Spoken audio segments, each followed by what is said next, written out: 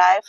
শাৰীৰিক আৰু মানসিক আৰু ইমোশনালি সুখ শান্তি থাকিবলৈ আমাৰ হেল্থটো ঠিকে থকাটো খুব জৰুৰী কথা আজি মই আপোনালোকক দুটা কথা কম সেই দুটা নিয়ম যদি পালন কৰে আপোনালোকে খুব সুখেৰে বহুত বছৰৰ কাৰণে সুখী আৰু হেলদি লাইফ এটা লৈ জীয়াই থাকিব পাৰিব মাত্ৰ দুটা নিয়ম আপোনালোকে পালন কৰিব লাগে সেই নিয়ম কিটা মই আপোনালোকক আজি কম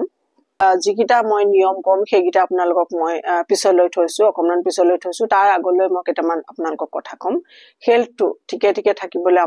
আমি কি কৰিব লাগিব নিয়ম কিছুমান আমি মানিব লাগিব ৰাতিপুৱা উঠাৰ পৰা ৰাতি শুৱালৈকে